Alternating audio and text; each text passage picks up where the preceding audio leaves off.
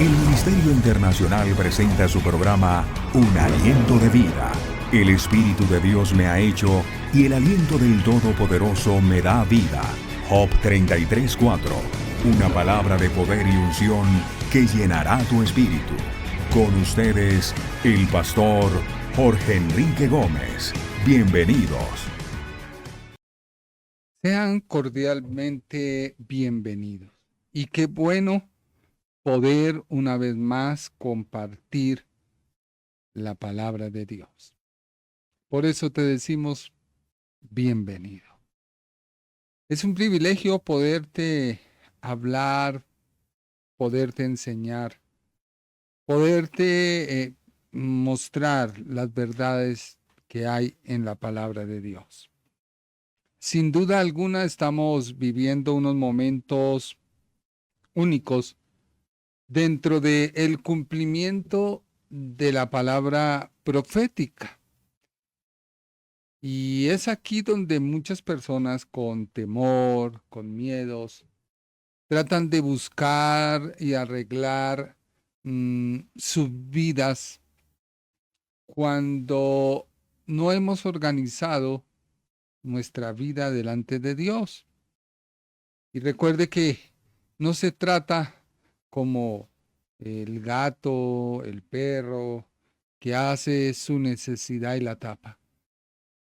Debemos tener una conciencia clara y estar preparados para el día que Dios tenga a bien venir y llevarnos a su presencia. Han habido terremotos, han habido tsunamis, ha habido mucha destrucción y es cumplimiento profético. Y muchas personas creen que estamos ya dentro del periodo de la tribulación. Y esto no es cierto. Y no es cierto porque en la Biblia, desde el Antiguo Testamento al Nuevo Testamento, Dios nunca ha juzgado a su pueblo, hablamos de Israel, juntamente con el impío, del pecador. Siempre Dios mantenía un remanente, guardaba. Por ello, quiero seguir hablándote de la palabra de Dios, para que comencemos a limpiar y a organizar y a poner en orden nuestras vidas, porque no se trata, vuelvo y te digo, de hacer un acto que trate de apaciguar un mundo de cosas. Hoy hablaremos y yo creo que finalizaremos con el versículo 26 y 27 de Efesios. Nos habla acerca de la ira. Leámoslo, por favor. Efesios, capítulo 4, versículo 26 y 27. Airaos, pero no pequéis. No se ponga el sol sobre vuestro enojo, ni deis lugar al diablo. La ira se convierte en pecado cuando nos cegamos por el orgullo. El orgullo es un sentimiento, una satisfacción por algo que se logra, por algo que se alcanza y algo que hace que la persona se sienta bien. Con mucha facilidad, uno como conductor, hay personas que lo cierran y llega el momento en que uno quiere ir y cerrarlo y decirle un mundo de cosas. Al comienzo uno lo hace, o por lo menos yo lo hacía. Pero he venido diciendo, calma, si él lo hizo, ¿para qué seguir con el tire y afloje que puede uno cometer y ocasionar cosas? Entonces lo mejor es respirar y dejar. Pero alguien dice, es que está violando mis derechos, está violando. Bueno, vamos a ver qué dice la palabra de Dios. El orgullo cega a la persona.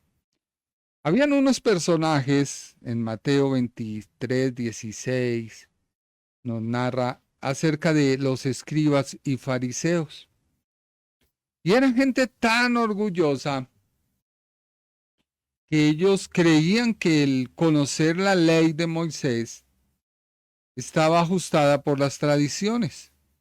Habían hecho una serie de arandelas a la ley, de explicaciones, de argumentos que ellos consideraban. Y el Señor Jesús tuvo que decirle: ay de vosotros, guías de ciegos, que decís, si alguno jura por el templo, no es nada. Pero si alguno jura por el oro del templo, es deudor. Imagínense que el Señor les dice: ustedes son ciegos, son insensatos. Porque, ¿qué es mayor? ¿El templo o el oro? Jurar por el altar no es nada, pero si alguno jura por la ofrenda que está sobre él, es deudor. Y el Señor les dice: necios, ¿qué es mayor? ¿La ofrenda o el altar que santifica la ofrenda? Pues el que jura por el altar, jura por él, y todo lo que está sobre él. Y el que jura por el templo, jura por el que lo habita. Y el que jura por el cielo, jura por el trono de Dios. Así que, en los momentos de ira, toda ira es mala, siempre y cuando se desfogue o se lleve contra otra persona. Usted me dirá: pero ¿cómo así? O sea que yo no puedo sentir ira contra alguien. No, no lo puedes hacer. De hecho, cuando recibimos capacitación en el colegio para nuestros hijos, algo que nos enseñaron es: cuando vayas a disciplinar a tu hijo, no lo hagas con ira, enojo, rabia. Respira, date una vuelta, vienes y le hablas, porque en el momento de ira, la otra persona siente ira y no hay efecto en la reprensión. Pero si una persona calmada, una persona llena de Dios, amonesta, ahí va la presencia de Dios. Así que vimos el día martes que hay dos formas de conocer si mi ira o mi enojo es malo. Y recuerda que se convierte en malo cuando esta emoción es contra una persona, sea cualquiera que sea la actitud, tú obraste en ira. Ahora, vimos en la Biblia que la ira no siempre es mala. Y alguien dirá: pero ¿cómo así? Sí, la ira no es mala cuando no se ataca a la persona, sino al mal que está en contra de Dios o a un principio que está en contra de Dios. No es mala. Vimos el ejemplo de Caín, vimos el ejemplo de Moisés y vimos los ejemplos de David y el mismo Señor Jesucristo. Así que en los ejemplos de David, del Señor Jesucristo, notamos que su ira no fue en una defensa propia, sino en una defensa de los principios y las normas de Dios. La ira puede volverse pecaminosa cuando es motivada por el orgullo. Mire lo que dice Santiago, capítulo 1, versículo 20, que básicamente es este versículo como el todo que une las características del momento en que uno está actuando en ira. Santiago 1:20. Porque la ira del hombre no obra la justicia de Dios. Cuando hay ira, el orgullo nos hace sordos, ya que no se puede controlar la emoción, porque la ira es motivada por una emoción, un sentimiento, a tal punto que no se puede controlar la persona. Por eso la Biblia dice que en la ira del hombre no obra la justicia de Dios. Porque la ira del hombre no produce vida, ni produce la justicia de Dios que requiere. Ya que la sentencia no es inclinarnos a guardar la ley, sino a quebrantarla. Y nos inducimos a abrazar la verdad.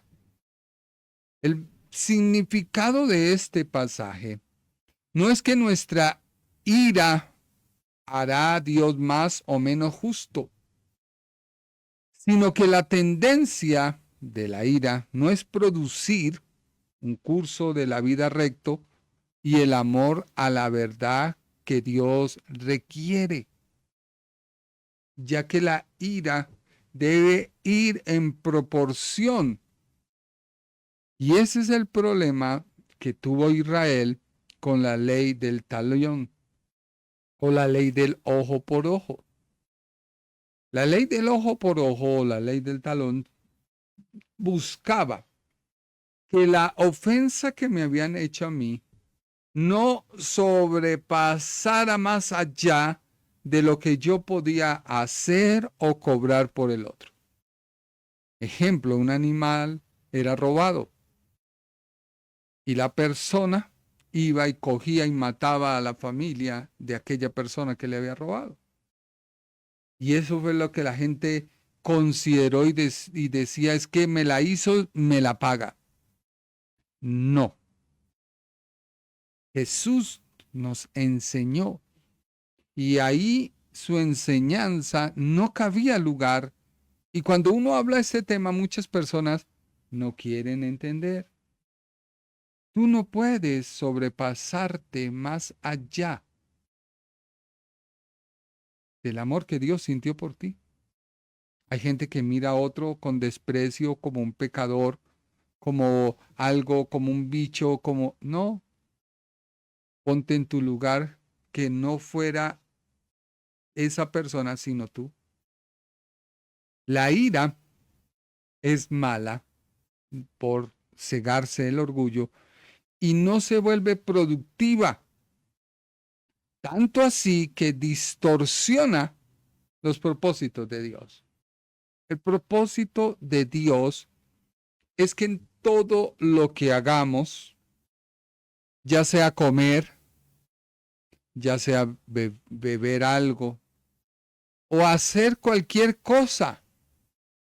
Hay personas que en la empresa no dan su 100% porque ellos dicen quien gana es el patrón.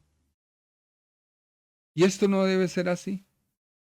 Aun cuando a uno le piden un favor, uno debe obrar de la misma manera que si fuera para mí.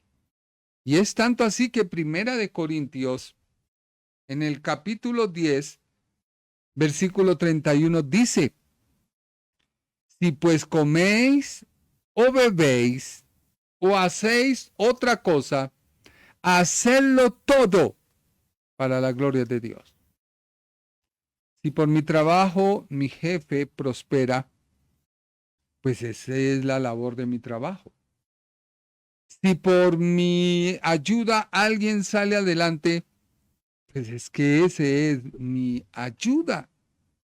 Una clara señal de la ira que se ha convertido o ha subido a la escala de pecado es cuando en lugar de atacar el problema que tenemos delante, atacamos al que nos ha hecho daño.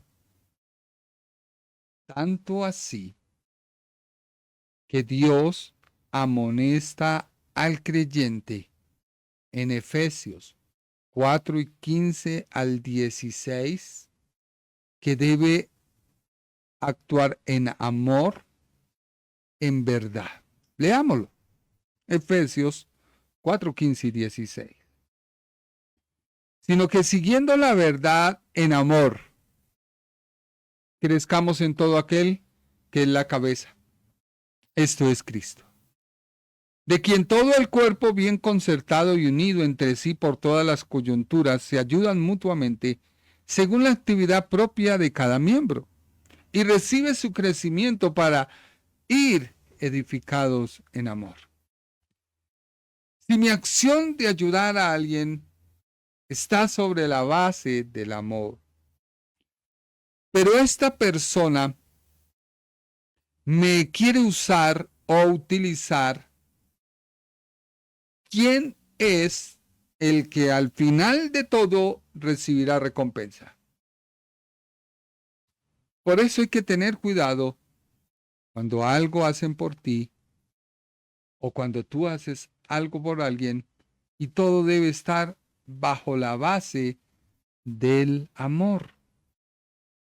Por eso debemos dejar el orgullo. Debemos hablar la verdad. Y nuestras palabras en el momento de la ira deben ser aún de edificación para otros. No permitir que las palabras corrompidas o destructivas salgan de nuestros labios. Porque cuando hay ira, cuando hay disensión, muchas veces lo que hace uno es herir a la otra persona. Y cuando está lleno de orgullo porque tiene la razón, se dicen tantas cosas que después no sabe uno cómo apaciguar. Como cuando prende un fuego, hay una paja y uno prende el fuego y de un momento a otro se vuelve eso incontrolable. Yo recuerdo hace años, estábamos haciendo unas quemas supuestamente para potreros, para limpiar, y no tuvimos en cuenta ni el viento ni nada, y prendimos, y cuando nos dimos cuenta creció de tal magnitud que avanzó y casi terminamos con un pueblo. Así es, las palabras dichas en un momento de ira. Y Dios te está diciendo, todo lo que haga, glorifique a Dios. Todo lo que tú hables, debes hacerlo en amor, en la verdad de Dios. ¿Cuál es la actitud o la característica del hombre caído? Porque recuerda que el apóstol comienza a decir, quítese esa naturaleza. Y ya vimos la primera característica, que es la mentira. Es algo innato que está en el ser humano. Nadie te enseña a mentir. Tú mientes porque es tu naturaleza. ¿Que Dios me la va a quitar? No, tú tienes que desarraigarla. Y el segundo punto es la ira. Vimos que la mentira, Génesis capítulo 3, una vez peca el hombre se vuelve mentiroso. Luego el capítulo 4 nos habla de la ira, cómo Caín destruye a Abel. Y la condición del hombre malo es descrita en Romanos 3, 13 y 14. Leámoslo. Sepulcro abierto es su garganta. Con su lengua engañan. Veneno de áspid hay debajo de sus labios. Su boca está llena de maldición y de amargura. Así que cuando tú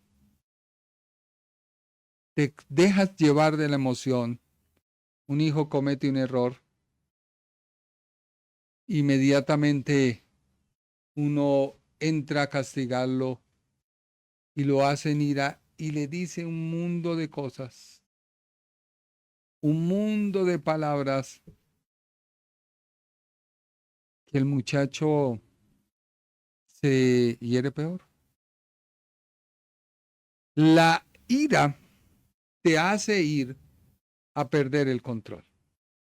Y es ahí donde la ira en pecado hace que se explote sin control. Y se da lugar a un escenario en el que el daño se multiplica. Un día, antes de ir a Proverbios 29:11, yo recuerdo que aquí casi al frente de mi casa, un taxista no avanzaba. Y yo pítele y póngale luces. Y el hombre se corrió. Y de una manera que me dejó sin palabras, dijo, ¿qué va a hacer?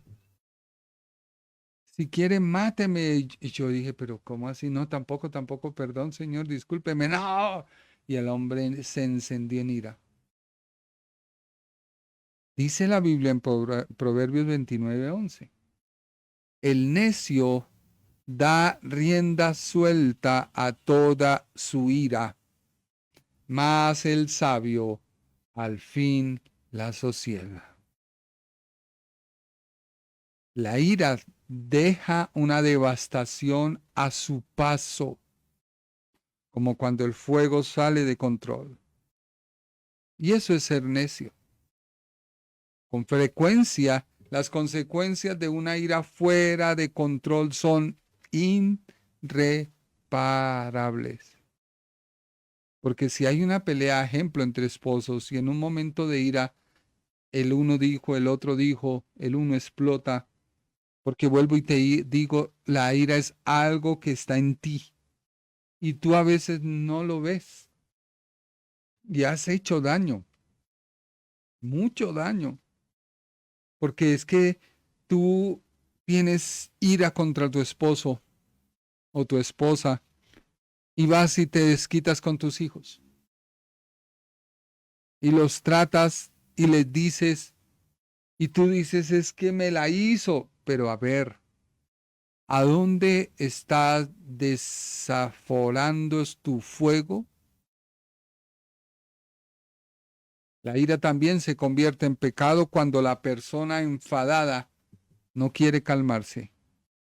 Y esto hace que guarde rencor y termina guardándoselo todo. Hay personas que no miden para hablar. Pero es que no estoy hablando con ira. Pero mira la actitud con que lo estás diciendo. ¿Cuál actitud? Es que usted también me la vuela. Porque hay orgullo. Recuerda que una de las principales características es el orgullo. Justificar las cosas. Por eso el versículo 26 es como una instrucción clave para los cristianos sobre cómo manejar una emoción tan poderosa como el enojo.